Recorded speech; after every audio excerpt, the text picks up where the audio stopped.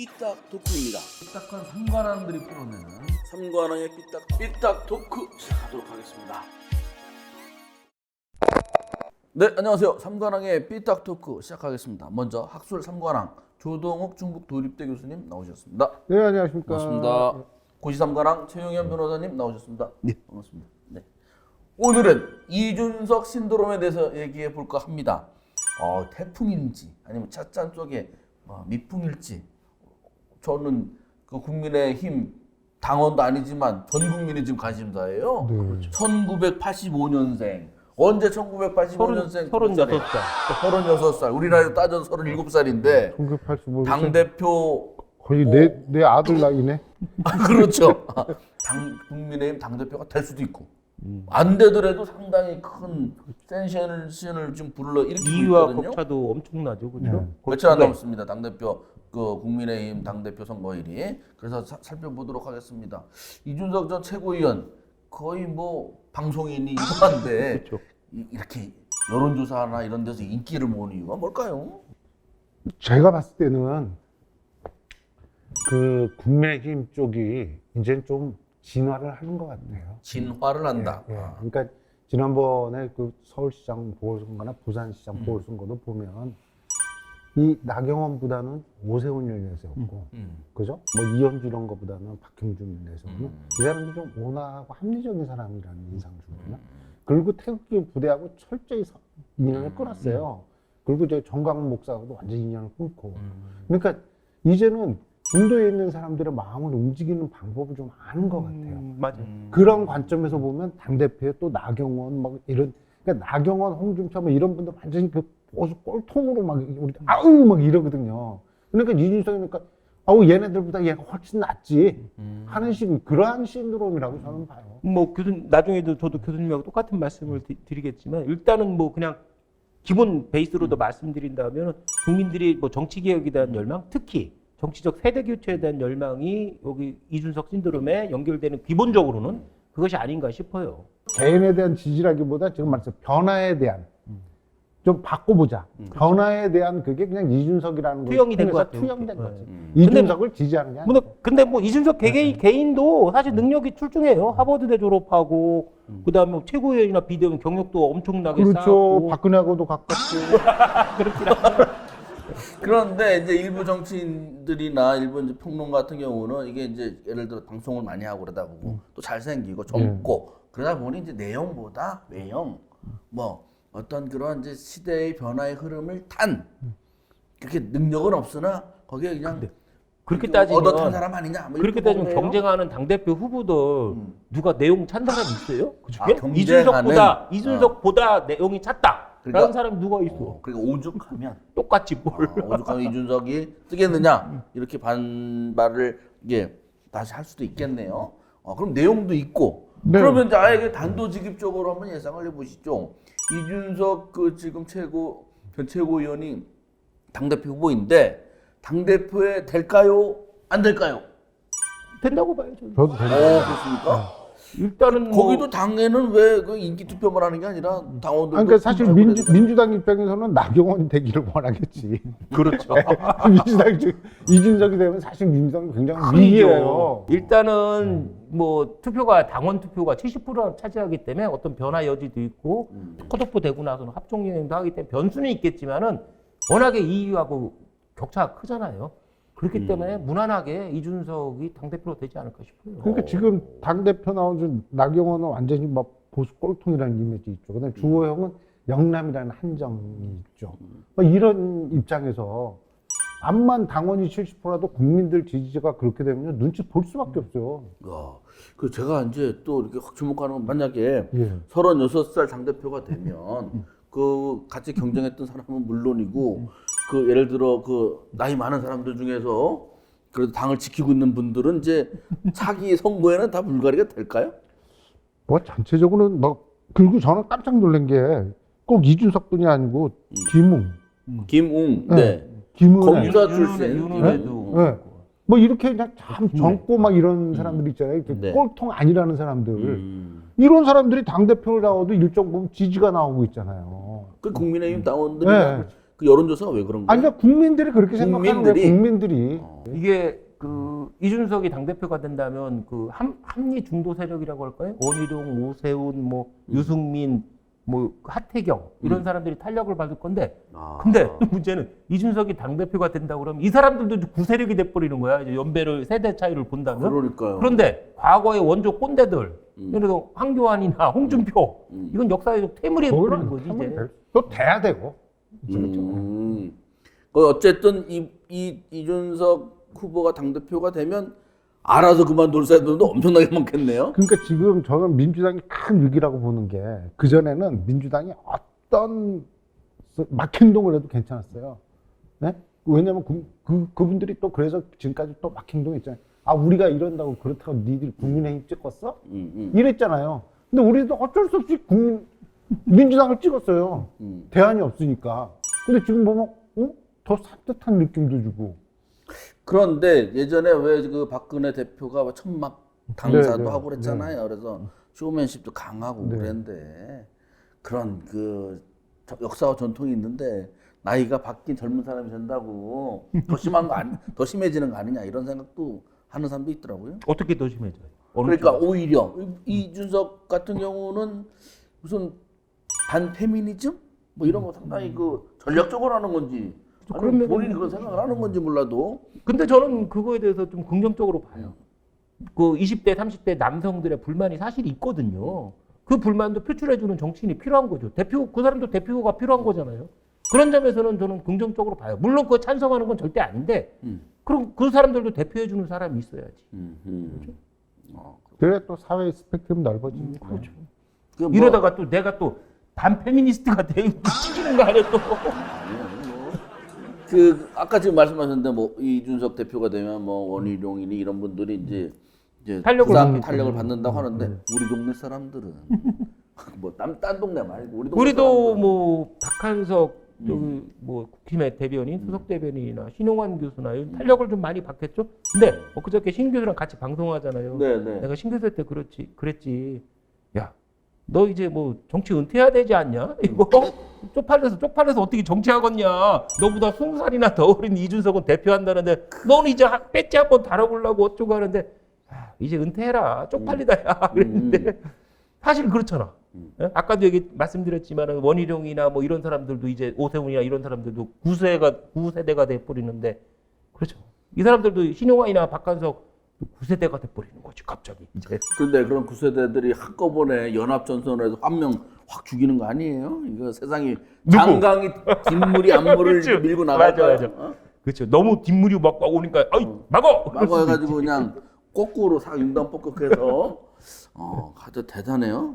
이준석 당대표 가능성이 높기 때문에 저 앞에 안물인 교수님 어떻게 생각하세요? 아, 나 오늘 밥 먹게. 그렇죠. 이렇게 앞물은 밥값을 내고. 그런데 조금만 더 말씀을 나누면은 아까 말씀드린 것처럼 이준석의 이런 급부상은 국민의힘뿐만 아니라 민주당도 그렇고 네. 우리 정치 아니 사회 전반적으로 영향을 많이 미칠 것 같아요. 맨날 2030의 그런 뜻을 대변하겠다 하지 말고 그러면 2030 그 사람들이 하게 하라 정치를. 그런 사조로 바뀌지 않을까요? 이런 세대 교체의 그 열망은 계속 표출이 될 거예요. 이제 한 번 됐잖아요. 이준석이 이번에 실패하더라도 계속 표출이 되겠죠. 막을 수가 없을 것 같아요. 유럽 같은 데는 30대 총리도 있어요. 영국 토니 블레어 총리도 40대 초반에 당수가 됐고 44살쯤에 총리가 됐잖아요. 그리고 마크롱도 40대 대통령이 됐잖아요. 그러니까 서유럽이나 유럽에는 흔한 일이거든요. 이런 게 30대, 40대가 당대표가 되고 총리가 되는 게 우리나라는 근데 역사적으로 본다면 40대 기준이 70년에 한 번 있었잖아요. 신민당 대선 후보인데 그때도 40대인데 이 친구는 이 친구가 아니지 이준석 전 최고위원은 30대란 말이에요. 이게 엄청난 그 정치 패러다임 자체, 우리나라 정치 패러다임 자체를 이제 바꾸는 계기가 될 것 같아요. 근데 참 재밌을 것 같아요. 당대표 회담하면. 그렇죠. 이준석, 송영기 이렇게 앉아있으면. 그리고 청와대 오찬할 때도 참 네. 그러다가 뭐 민망하죠. 메뉴를 뭐에 맞춰야 되나? 대답하다가 이때다가 우린 나이 들면 또 나이 차이로 갖고 형님 뭐 이런 것도 하잖아요. 그렇죠. 그럼 삼촌도 어떻게 생각하세요? 근데 뭐 최고 지금 문제는 좀 민주당이죠. 그러니까 민주당이 딱 뭐. 두 가지 표현을 하더라고요. 부럽다. 첫째는 부럽다. 이준석 신드롬을 보고 자기들은 그렇게 못하는데 했잖아요. 부럽다. 두 번째는 뭔지 알아요? 두렵다. 이게 이제 변화나 분위기를 주도하는 게 이제 아까도 말씀드린 보궐선거에서 이기고 뭐 이준석이 등장하고 막 그 대선 후보도 넘쳐나니까 이제 변화의 주도권은 원래는 항상 민주당이 쥐고 있었잖아요. 우리나라 전통적으로 진보 정당이 쥐고 있었는데 이제 보수당 쪽으로 넘어가는 거예요. 이제부터는 이제 이준석을 당대표로 내세움으로써 민주당을 황당하게 만드는 거지. 그다음에 오세훈 선택도 그랬잖아요. 나경원 대신 오세훈을 전략적으로 선택하는 거예요. 전략적인 사고가 이제 정치적인 전략적 사고가 보수당 지지자들이 앞서가고 민주당은 대세야 이제. 대세 아니면 말고 이거야. 그러니까 아까도 말했듯이 바람을 일으키는 것도 이제 진보가 뺏겨서 보수로 갔고 그다음에 전략적 사고도 보수의 지지자들이 더 월등해졌어 이제. 그러니까 사실은 변호사님 말씀이 맞는 게요. 제가 한국산학연협회를 맡고 있지 않습니까? 그럼 정부 과제들이 있어요. 사업이. 옛날에는 그 사업 하나 갖고 15년도 했어요. 20년도 하고. 지금은요. 몇 년 지나면 일몰이에요. 새로운 사업 과제가 계속 나와서 어떤 사업이 계속 진행되기가 어려워요. 그러니까 계속 바뀌는 걸 연구자들도 이런 사업으로 바뀌는 걸 염두에 두지 않으면 옛날 사업 갖고 나 요거 과제 뭐 딸 수 있겠다 생각하면 그 과제 벌써 없어져요. 그러니까 국민들의 흐름이 옛날처럼 뭐 하나 뚝 한 게 쭉 가는 게 아니고 시대의 변화에 따라서 굉장히 빨리 과제 바꾸듯이 굉장히 빨리 바꾼다는 거예요. 그러니까 이게 굉장히 이런 부분에 있어서 민주당이 너무 안이하게 지내온 거 아닌가 싶어요.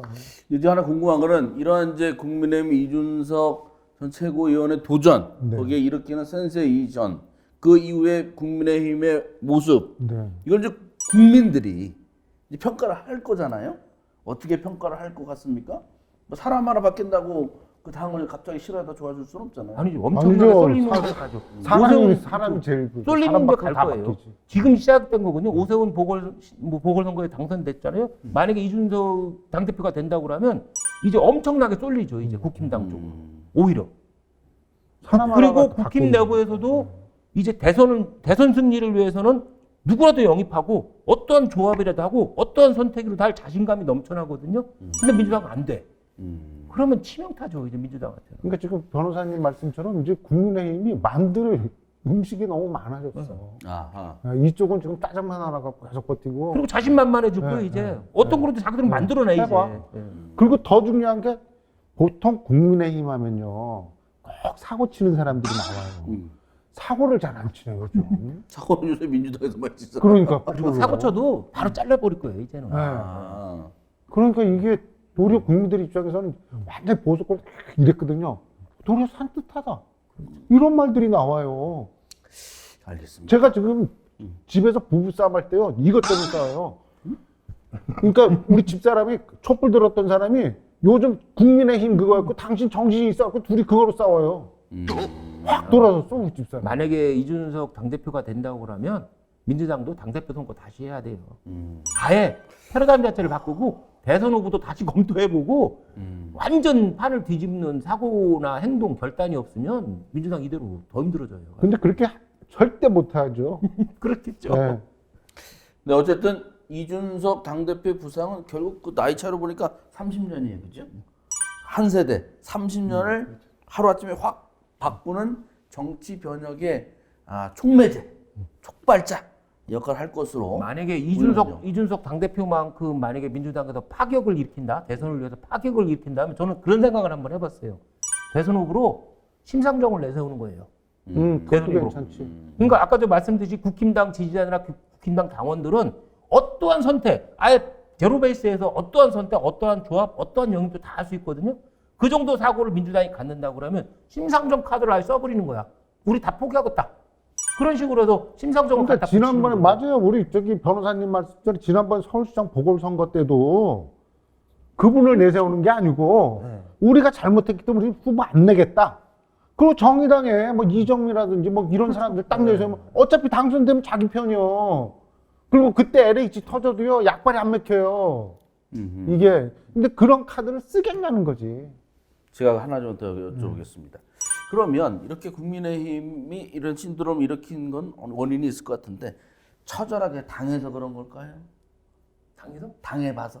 아니면 뭐 더 이상 잃을 게 없어서 그러는 건가요? 아니면 주도조 한다는 의미가 사회를 변혁시키려고 하는 원동력이 왜 생겼나? 뭐 민주당 같은 경우 친문 강경파들이 아예 꼭 쥐고 있잖아. 초선들 5명이 발라지켜서 바로 진압해 버렸잖아요.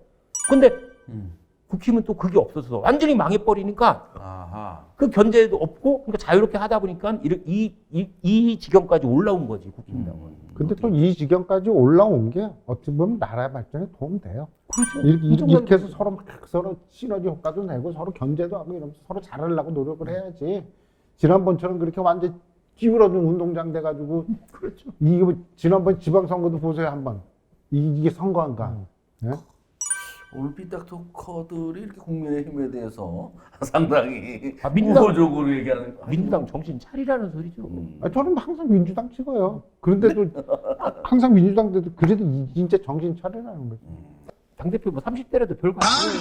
저 북쪽에는 20대도 하잖아요.